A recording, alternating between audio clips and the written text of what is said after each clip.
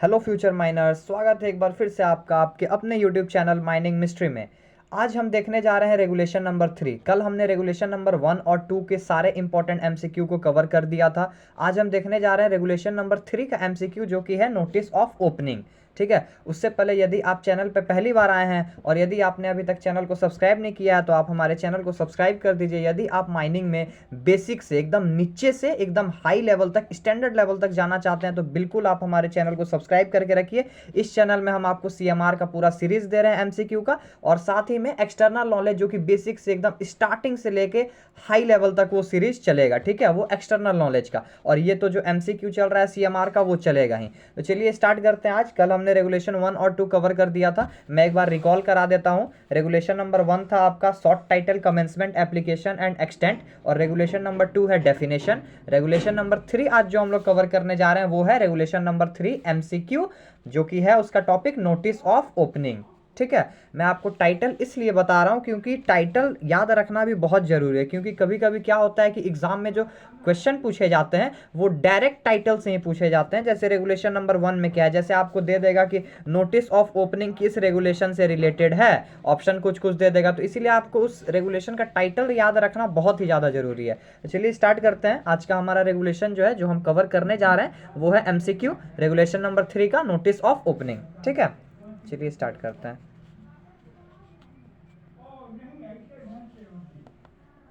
पहला हमारा क्वेश्चन है, नोटिस ऑफ ओपनिंग किस रेगुलेशन से रिलेटेड है। ठीक है, नोटिस ऑफ ओपनिंग जो हम भेजते हैं, ये नोटिस कब भेजा जाता है? जब कोई नया माइंस खुलता है तो हमें एक नोटिस भेजना होता है। ठीक है, वो नोटिस भेजना होता है हमें किसको, वो हम आगे अभी डिस्क्राइब करेंगे क्वेश्चन में। लेकिन पहले आप ये जान जाइए कि नोटिस ऑफ ओपनिंग जो है वो किस रेगुलेशन से रिलेटेड है। इसलिए मैंने आपको बोला कि टाइटल भी याद करके रखिए कि इस रेगुलेशन में क्या है। तो इसका सही ऑप्शन आपको पता चल गया होगा कि इसका सही ऑप्शन है ऑप्शन नंबर बी, रेगुलेशन 3 से रिलेटेड है नोटिस ऑफ ओपनिंग। ठीक है, चलिए नेक्स्ट क्वेश्चन बढ़ते हैं। Question number 2, notice of opening of mine act के किस सेक्शन से रिलेटेड है। मतलब जब हम लोग नोटिस ऑफ ओपनिंग का जो भेजते हैं फॉर्म, नोटिस ऑफ ओपनिंग जिस फॉर्म में भेजते हैं वो किस रेगुलेशन से, सॉरी किस सेक्शन से रिलेटेड है। जैसे रेगुलेशन में होता है CM regulation number 1, regulation number 2, उसी तरह जो माइंस एक्ट 1952 में होता है उसमें होता है सेक्शन नंबर 1। ठीक है, सेक्शन 1, सेक्शन 2, इस तरह से। तो नोटिस ऑफ ओपनिंग जो होता है वो एक्ट के किस सेक्शन से रिलेटेड है। ठीक है, ये है हमारा क्वेश्चन। ऑप्शन नंबर ए है सेक्शन 12, ऑप्शन नंबर बी है सेक्शन 14, ऑप्शन नंबर सी है सेक्शन 16, ऑप्शन नंबर डी है सेक्शन 56। ठीक है, इसका सही आंसर होगा ऑप्शन नंबर, एक second, option number C, section 16। Notice of opening act के सेक्शन 16 से रिलेटेड है। ठीक है, चलिए नेक्स्ट क्वेश्चन आते हैं। नोटिस ऑफ ओपनिंग किस फॉर्म में भेजा जाता है। यदि आपको अभी तक नहीं पता है कि फॉर्म क्या होता है, सीएमआर में टोटल कितने फॉर्म्स हैं, कौन सा फॉर्म का यूज़ हम लोग कहाँ करते हैं, उसका टाइटल क्या होता है, तो इस पर मैंने पहले ही बहुत ही बढ़िया तरीके से डिस्क्राइब करते हुए एक वीडियो बनाया है जो हमारे व्यूवर्स बहुत ही ज़्यादा पसंद कर रहे हैं। तो आप भी उसे देख सकते हैं, मैं उसका लिंक डिस्क्रिप्शन में दे दूंगा, आप वहाँ से गो थ्रू कर सकते हैं। तो क्वेश्चन है हमारा, नोटिस ऑफ ओपनिंग किस फॉर्म में भेजा जाता है। एक सेकंड, मैं कलर चेंज कर लेता हूँ। नोटिस ऑफ ओपनिंग किस फॉर्म में भेजा जाता है। ठीक है, रेगुलेशन नंबर 3 है नोटिस ऑफ ओपनिंग, ये आप देख लिए। अब उसको किस फॉर्म में भेजा जाता है। ऑप्शन नंबर ए है form 1A, option B form 1B, option C form 1C। तो नोटिस ऑफ ओपनिंग जो होता है वो फॉर्म नंबर 1A में भेजा जाता है। ठीक है, इसका ऑप्शन ए होगा सही आंसर। ठीक है, चलिए बढ़ते हैं अब अपने नेक्स्ट क्वेश्चन की ओर। नोटिस ऑफ ओपनिंग किसको भेजना है, ये तो आप समझ गए हैं इधर की फॉर्म 1A में भेजना है। आप भेजना किसको है, किसी को भी तो आप नहीं भेज दीजिएगा, एड्रेस पे भेजिएगा, मतलब जिसके थ्रू भी भेजिएगा तो किसी एक पार्टिकुलर पर्सन को या फिर जिसको रेगुलेशन में दिया होगा उसी को ना भेजिएगा। तो चलिए देखते हैं इसका ऑप्शन। ऑप्शन नंबर ए है CIM, chief inspector of mines, option number B है RIM, regional inspector of mines, option number C है मैनेजर, ऑप्शन नंबर डी है A&B। हाँ, उससे पहले एक और बात, बहुत से बच्चे CIM और RIM में कंफ्यूज होते हैं कि ये दोनों होता क्या है। तो देखिए आज मैं आपको क्लियर कर दूं इस वीडियो के माध्यम से कि CIM जो चीफ इंस्पेक्टर ऑफ माइंस होता है वो एक ही होता है, जो अभी हमारे DGMS के हेड हैं प्रभात कुमार। ठीक है, लेकिन जो RIM होता है रीजनल इंस्पेक्टर, आपको नाम से पता चल रहा है रीजनल इंस्पेक्टर हर एक रीजन का होता है। रीजनल इंस्पेक्टर बहुत सारे होते हैं लेकिन चीफ इंस्पेक्टर सिर्फ एक ही होता है। ठीक है, चलिए टॉपिक पे आते हैं। नोटिस ऑफ ओपनिंग भेजना किसको है, CIM, RIM, मैनेजर या फिर option number D A and B.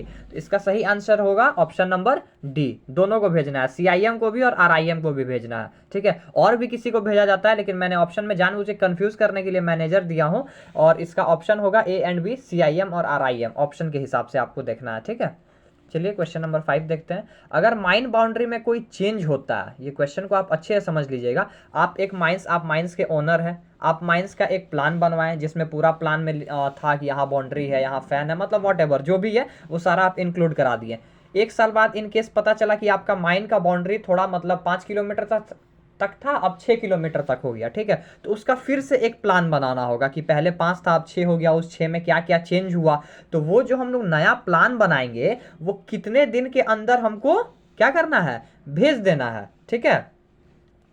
Question समझ गए आप। नया प्लान में क्या रहेगा, हमारा बाउंड्री का एक्सटेंशन, जो प्लान न्यू बाउंड्री दिखाएगा, ठीक है, कितने दिन में भेजा जाएगा। अगर माइन बाउंड्री में कोई चेंज होता है तो नया प्लान न्यू बाउंड्री के साथ कितने दिन में भेजा जाएगा। ऑप्शन नंबर ए है 6 डेज, ऑप्शन नंबर बी है 7 डेज, ऑप्शन नंबर सी है 14 डेज, ऑप्शन नंबर डी है 30 डेज। तो इसका सही आंसर होगा ऑप्शन नंबर बी 7 डेज, ठीक है।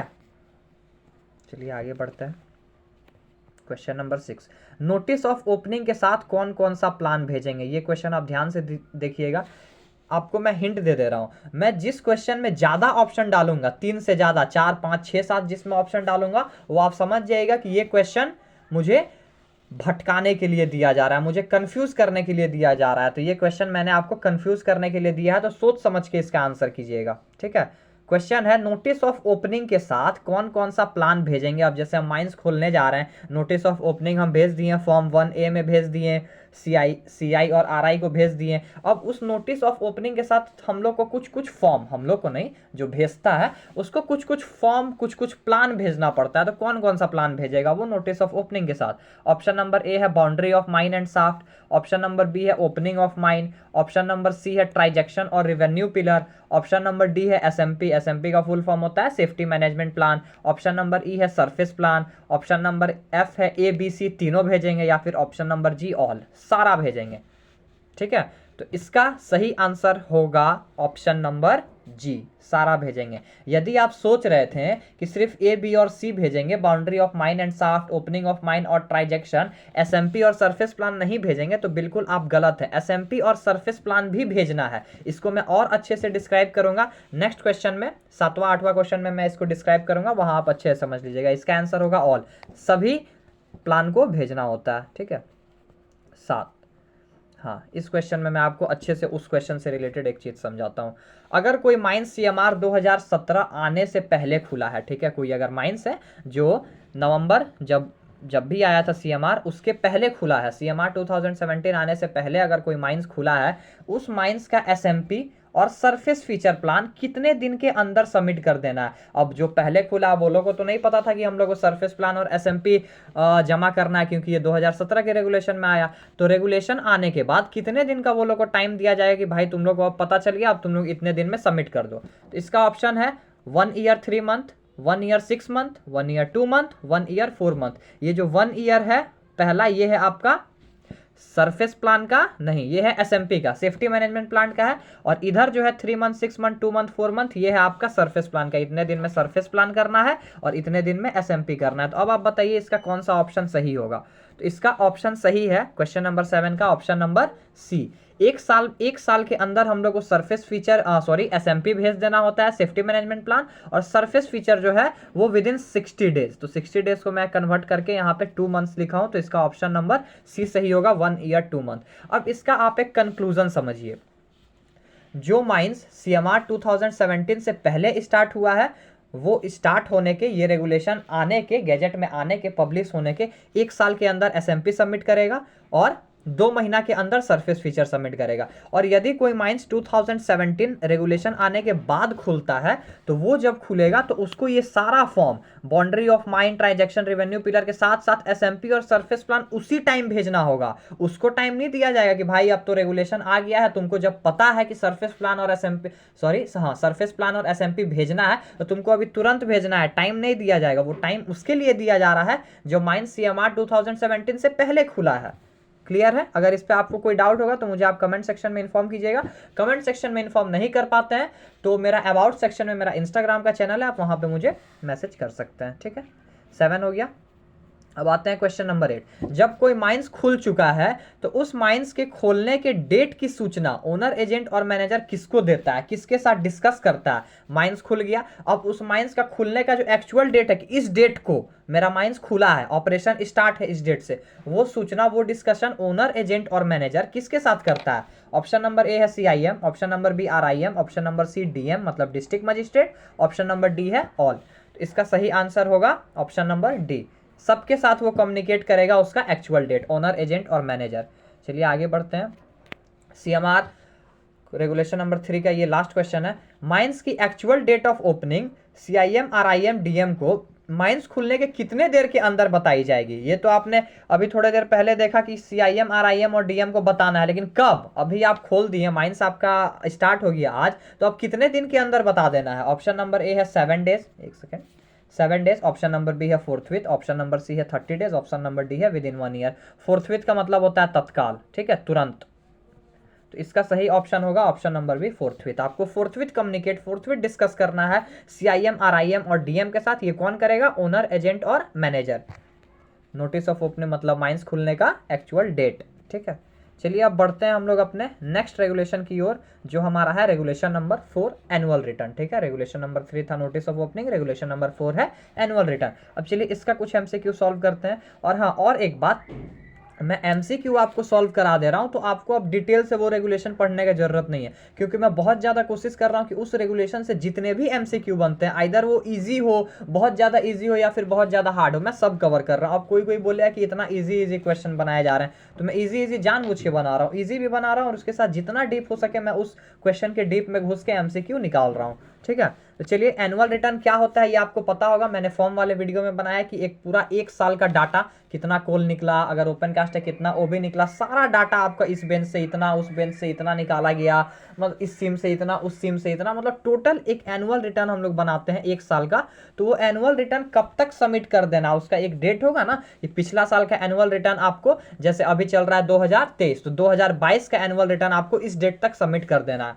पहला ऑप्शन है 1 फरवरी के पहले, दूसरा ऑप्शन है 1 फरवरी को, तीसरा ऑप्शन है 1 फरवरी को या 1 फरवरी से पहले, चौथा ऑप्शन है 1 फरवरी के बाद। तो इसका सही ऑप्शन है ऑप्शन नंबर सी, ऑन और बिफोर 1 फरवरी, 1 फरवरी तक। ठीक है, आपको सबमिट कर देना 1 फरवरी या फिर 1 फरवरी से पहले।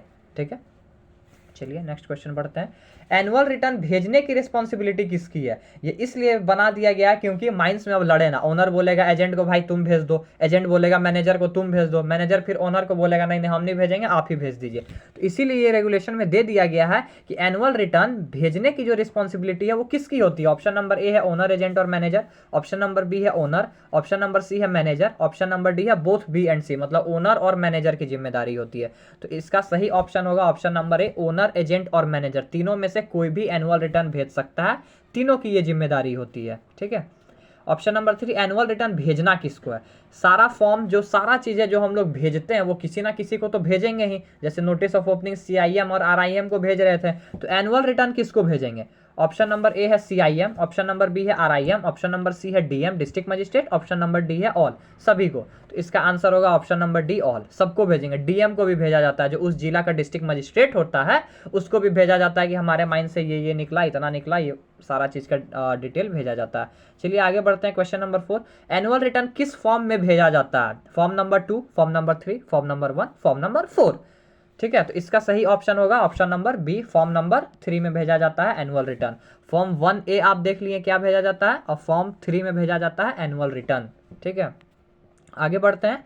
क्वेश्चन नंबर 5, अगर किसी माइंस का ओनर चेंज होता है या माइंस अबंडेंट हो जाता है तो एनुअल रिटर्न कब भरेंगे? ये अब एक क्रिटिकल केस आ गया कि जब हमको भरना था तो क्या हो गया, हमारा माइंस बंद हो गया, अबंडेंट हो गया। अब अबंडेंट क्या होता है ये आपको पता होना चाहिए, बहुत बार मैं डिस्कस कर चुका हूँ।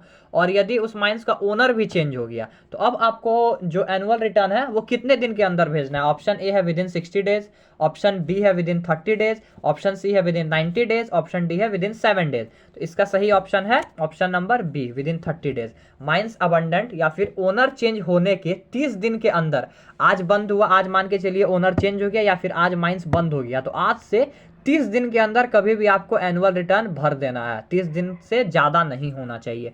ठीक है, अब इसी का एक सेकेंड केस लेते हैं कि यदि कोई माइंस 60 दिन से ज़्यादा बंद है, ठीक है, डिसकंटिन्यू है, तो एनुअल रिटर्न कब भेजा जाएगा? 60 दिन से ज़्यादा तक वो बंद है। ऑप्शन नंबर ए है विद इन 60 डेज ऑफ डिसकंटिन्यूएंस, जब डिसकंटिन्यूएंस हुआ मतलब जब बंद हुआ उसके 60 दिन के अंदर। ऑप्शन नंबर बी है बंद होने के 90 दिन के अंदर, ऑप्शन सी है बंद होने के 45 दिन के अंदर, ऑप्शन डी है विद इन 14 डेज, बंद होने के 14 डेज के अंदर। तो जब अबंडेंट हो गया, अबंडेंट मतलब वो तो अब खुलेगा नहीं, तो 30 दिन के अंदर भेज देना है। ओनरशिप चेंज हुआ तो भी 30 दिन के अंदर भेजना है, और यदि 60 दिन से ज्यादा बंद है, डिसकंटिन्यू है, फिर तो वो खुलेगा ही, ये कंफर्म है, क्योंकि ये डिसकंटिन्यू है। डिसकंटिन्यू माइंस खुलता है, डिसकंटिन्यू वर्किंग खुलता है। तो 60 दिन से ज्यादा अगर डिसकंटिन्यू है तब कब भेजेंगे एनुअल रिटर्न? तो इसका ऑप्शन सही होगा option number B within 90 days. अब थोड़ा सा डिस्क्रिप्शन समझिए इसका, मैं डिस्क्रिप्शन भी इसलिए दे रहा हूँ क्योंकि सिर्फ एमसीक्यू नहीं, आपका पूरा रेगुलेशन ही खत्म हो जाए, इसके बाद आपको रेगुलेशन देखने का जरूरत ही ना पड़े।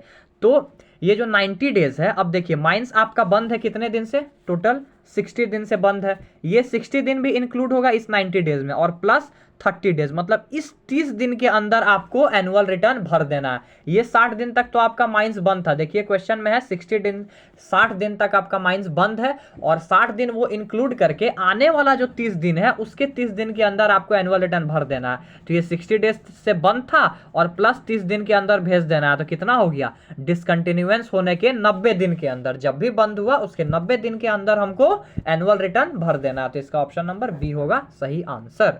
ठीक है, चलिए बढ़ते हैं। आज के वीडियो का हमारा लास्ट क्वेश्चन जो है, ये थोड़ा एक्सटर्नल क्वेश्चन है, ये आपको अगर जानना चाहते हैं तो आप जान सकते हैं, नहीं तो एज योर विश आप स्किप कर सकते हैं, इट्स योर कॉल। तो लास्ट क्वेश्चन है हमारा, सीएमआर 1957 के अकॉर्डिंग एनुअल रिटर्न कब भेजा जाता था? सीएमआर 2017 में तो आप देख लिए, ऑन और बिफोर कब, कब के पहले भेजा जाता था?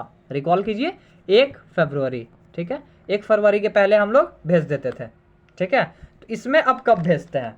सीएमआर 1957 के अकॉर्डिंग कब भेजते हैं हम लोग एनुअल रिटर्न? थोड़ा सा आप दिमाग लगाइए, सोचिए, इसका आंसर तो मुझे नहीं लगता आपको पता होगा, लेकिन फिर भी आप सोचिए। तो इसका आंसर होगा ऑन और बिफोर 20 फरवरी। 1957 वाले जो रेगुलेशन था उसमें हम लोग ऑन और बिफोर 20 या 20 फरवरी के पहले हम लोग एनुअल रिटर्न भेज देते थे। तो आज का वीडियो हमारा यहीं पे खत्म होता है, सारा क्वेश्चन खत्म होता है। मुझे लगता है आपका अब रेगुलेशन 3 और रेगुलेशन 4 अच्छी तरीके से कंप्लीट हो गया होगा। इन केस अगर आपको डाउट आता है तो मुझे कमेंट सेक्शन में आप इन्फॉर्म कीजिए, कमेंट ड्रॉप कीजिए, मैं उसका रिप्लाई दूंगा। कल मैं आपके लिए लेके आऊँगा रेगुलेशन 5, और रेगुलेशन 5 अगर छोटा होगा तो रेगुलेशन 6 भी इंक्लूड कर लूँगा। ठीक है, चलिए मिलते हैं अपने नेक्स्ट वीडियो में। टिल देन जय हिंद।